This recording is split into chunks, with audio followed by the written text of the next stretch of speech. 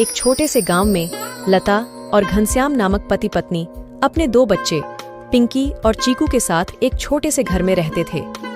घनश्याम सेठ धनीराम के यहाँ खेतों में मजदूरी का काम करता था और लता गांव के एक बंगले में खाना और साफ सफाई का काम करती थीं। दोनों पति पत्नी खूब मेहनत और मशक्कत करके अपने और अपने बच्चों का पेट भरते थे।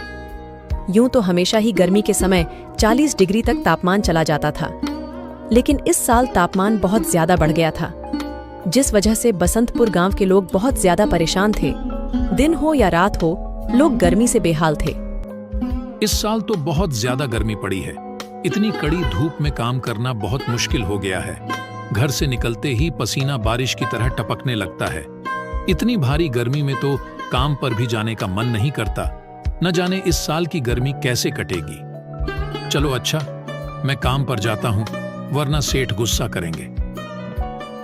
घनश्याम मजदूरी पर चला जाता है। पिंकी और चिंकी एक सरकारी स्कूल में पढ़ते थे। लता पिंकी और चिंकी को स्कूल छोड़कर काम पर चली जाती है। उस बंगले में मालकिन हेमलता और मालिक रामचंद्र अपने 2 बच्चे टीना और शिवम के साथ रहते थे। अरे लता, आ गई तू। अब चल जल्दी से सारे काम निपटा लो। पता है ना, शिवम की बर्थडे पार्टी है, तो सारे काम 4 बजे से पहले ही हो जाने चाहिए। और हाँ, इसके बाद तुम घर सजाने में भी मेरी मदद करोगी, ठीक है? ठीक है मालकिन, मैं पहले जाकर घर के सारे काम निपटा लेती हूँ। इसके बाद घर को सजाने में मैं आपकी मदद करूँगी। ऐसे लता घर के सारे काम करने के बाद हेमलता की घर को सजाने में मदद करती है। हेमलता और लता मिलकर पूरे घर को अच्छी तरह से सजा देते हैं। अच्छा मालकिन, मैंने घर के सारे काम निपटा दिए हैं और पार्टी की सारी तैयारी भी हो गई है, तो अब मैं घर जाती हूँ। हाँ ठीक है, लेकिन पता है ना तुम्हें, आज शिवम की बर्थडे पार्टी है, तो तुम शाम को 7 बजे अपने बच्चों के साथ पार्टी में आ जाना। और हाँ, मुझे तुम्हारी थोड़ी मदद की भी जरूरत होगी। ठीक है मालकिन, मैं शाम के समय बच्चों के साथ यहाँ आ जाऊंगी। ऐसा कहकर लता घर चली जाती है और दोनों बच्चों को तैयार करके शाम को 7 बजे पार्टी में आ जाती है। पार्टी बहुत ही शानदार होती है। लता के बच्चे इतना बड़ा घर देखकर कहते हैं, अरे यार चिंकी, यह घर कितना बड़ा है और कितना सुंदर है। बाहर कितनी गर्मी है, फिर भी इनके घर के अंदर कितना ठंड लग रहा है। पिंकी और चिंकी की बातें शिवम सुन लेता है और वह उनसे कहता है, अरे ये घर ठंडा इसलिए लग रहा है क्योंकि हमारे घर में हर कमरे में एसी लगा हुआ है। ओह, मतलब कि एसी लगाने से घर बहुत ठंडा हो जाता है। दीदी, हम भी अपने पिताजी को अपने घर में एसी लगाने के लिए बोलते हैं ना, हमारे घर में भी बहुत ठंडा लगेगा।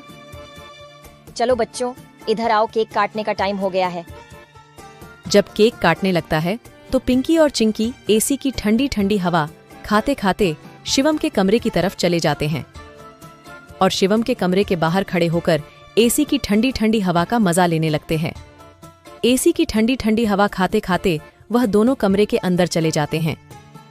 दीदी, यह कमरा तो सबसे ठंडा है, इसमें कितनी ठंडक है। और दीदी, यह देखो, यह बिस्तर कितना सुंदर है, बिल्कुल मखमल जैसा। दोनों बेड पर बैठ जाते हैं और ठंडी ठंडी हवा का आनंद लेने लगते हैं। देखते ही देखते 15 मिनट बीत जाते हैं और आराम करते करते कब दोनों की आंख लग जाती है, उन्हें पता ही नहीं चलता।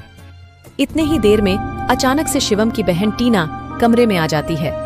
वह पिंकी और चिंकी दोनों को शिवम की बेड पर लेटा देखकर जोर से भड़कती है। ये दोनों मेरे कमरे में क्या कर रहे हैं? माँ इधर आओ, देखो ये दोनों मेरे बेड पर क्या कर रहे हैं। टीना की आवाज सुनकर हेमलता कमरे में आती है। तुम दोनों अभी के अभी मेरे बेड से उठो। पिंकी और चिंकी हेमलता की आवाज सुनकर जग जाते हैं। लता भी हेमलता की आवाज सुनकर भागी भागी चली आती है। क्या हुआ मालकिन? आपकी बहुत जोर से नीचे आवाज आ रही थी। क्या हुआ? ये पूछ, क्या नहीं हुआ? ये देख नहीं रही तू? तेरे बच्चों ने अपने गंदे मेले बदबूदार कपड़ों से मेरा पूरा बेड गंदा कर दिया। तेरे बच्चों ने एसी देखा नहीं कि सोने चले मेरे बेड पे। हद होती है यार। मैं तो तेरे बच्चों को इसलिए बुलाया था कि इनका भी थोड़ा मन लग जाएगा। इन्होंने कभी ऐसी पार्टी लाइफ में देखी नहीं होगी, ये भी देख लेंगे। पर ये तो अपनी औकात ही भूल गए। ये हमारा घर है, कोई धर्मशाला नहीं कि कोई भी भिखारी हमारे कमरे में आ जाएगा और आकर के सो जाएगा। तू अभी के अभी अपने बच्चों को लेकर निकल यहाँ से। और हाँ, कल से काम पर भी आने की जरूरत नहीं है। मालकिन ऐसा मत करो, मेरी बात तो सुनो। बच्चे नादान हैं। मैं वादा करती हूँ आगे से ऐसा दोबारा नहीं होगा। यह मेरी आखिरी भूल समझकर माफ कर दीजिए मालकिन। मुझे काम से मत निकालिए मालकिन। इस काम के सहारे तो मेरा घर चल रहा है। ये तेरी सर दर्द है। अब तू यहाँ पर काम नहीं कर सकती। अब तू अपने बच्चों को ले और यहाँ से निकाल। हेमलता लता और उसके बच्चों को घर से बाहर निकाल देती है और आगे से काम पर आने को भी मना कर देती है। अब लता के पास कोई काम नहीं था। घर का सारा भार अब घनश्याम के कंधों पर आ गया था। हे भगवान, आज तो खाना बनाने के लिए आटा भी नहीं है। अब मैं आटा कहाँ से लाऊं? मेरे पास तो अब और पैसे भी नहीं है। और जो तनख्वाह घनश्याम जी को मिली थी वह सब घर खर्चे में खत्म हो गए। मेरा क्या है? मैं तो पानी पीकर भी सो जाऊंगी, पर बच्चों को क्या? भूखे पेट इन्हें नींद कैसे आएगी? आ गए आप। घर में राशन खत्म हो गया है। आज खाने में कुछ नहीं बना है। कोई बात नहीं, खाना आज मैं अपने साथ लेकर आया हूँ। सेठ जी के यहाँ पर आज दावत थी तो उन्होंने कुछ खाना बच्चों के लिए भी भिजवा दिया है। ऐसे उस रात तो वह सभी खाना खाकर सो जाते हैं। अगली सुबह लता फिर से अपनी मालकिन हेमलता के घर जाती है और उससे थोड़े पैसे उधार मांगती है। मालकिन, मेरे घर में खाने के लिए एक अनाज का दाना भी नहीं है। कृपया आप मुझे थोड़े से पैसे उधार दे दीजिए। तुझे देने के लिए मेरे पास कोई पैसे वैसे नहीं है। मैंने तुझे पहले ही काम से निकाल दिया था, फिर तेरी यहाँ आने की हिम्मत कैसे हुई? जा निकल यहाँ से और आइंदा यहाँ पर अपनी शक्ल मत दिखाइयो। हेमलता की कड़वी बातें सुनकर लता घर वापस जाने लगती है। तभी उसे रास्ते में एक पोस्टर दिखाई देता है। उस पोस्टर को देखकर लता वहीं रुक जाती है। पकोड़े बनाने वाले की जरूरत है। अधिक जानकारी के लिए इस दिए गए नंबर पर कॉल करें। पकोड़े बनाने तो मुझे आता है। अगर यहाँ मेरी नौकरी लग जाए तो घर का खर्च चलाने के लिए कुछ पैसे आ जाएंगे। ऐसा सोचकर लता उस पते पर पहुंच जाती है।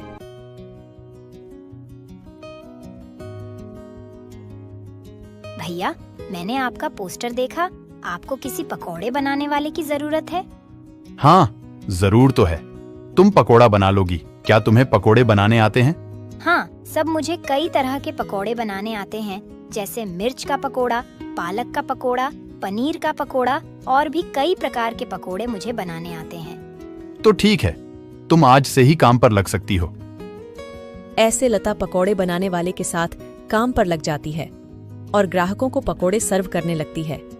ऐसे ही शाम हो जाती है और रमेश के सारे पकोड़े बिक जाते हैं। चलो, आज तो सारे पकोड़े बिक गए। आज तो तुमने पकोड़े सिर्फ सर्वे किए हैं, लेकिन कल से तुम्हें पकोड़े बनाने भी होंगे। हाँ साहब, मैं बहुत ही स्वादिष्ट पकोड़े बनाना जानती हूँ। तो ठीक है, ये लो आज के काम के पैसे।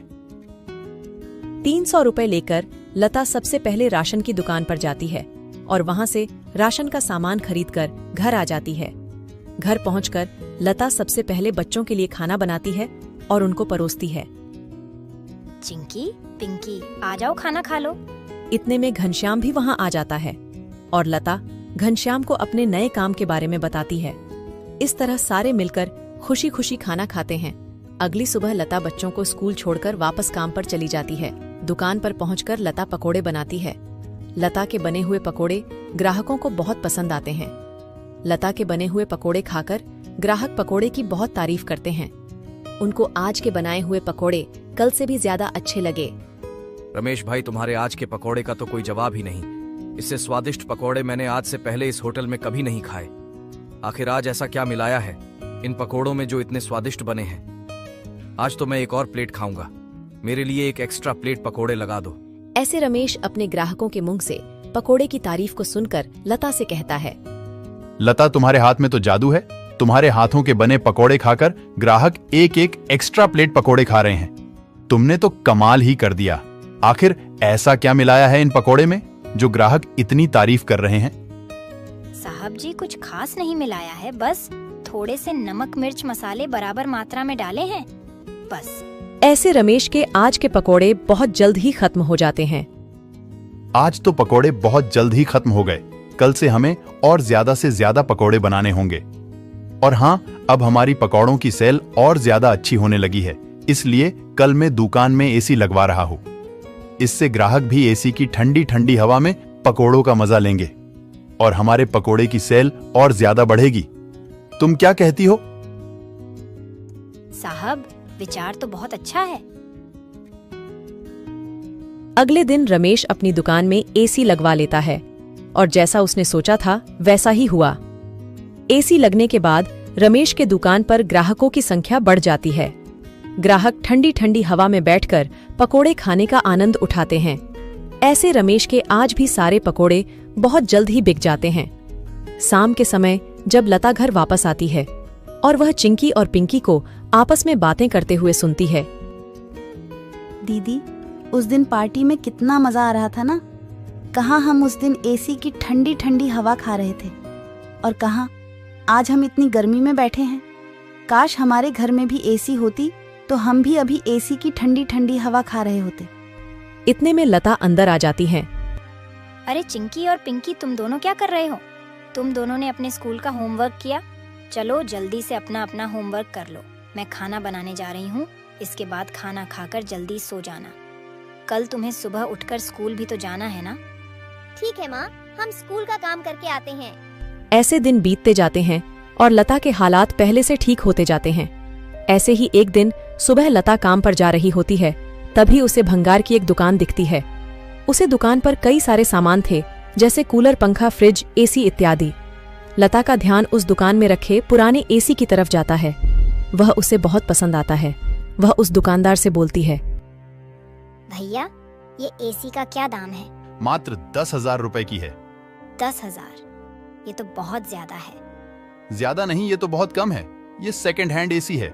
अगर नई एसी खरीदने जाओगी तो 30,000 से कम की नहीं आएगी।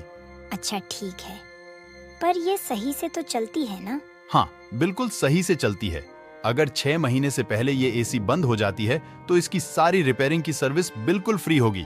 ठीक है, लेकिन इसका सही सही दाम लगाओ। मैं इसके 8,000 दूंगी। अगर तुम्हें देनी है तो मुझे ये ऐसी 8,000 में दे दो। ठीक है, बताओ कहाँ लगानी है।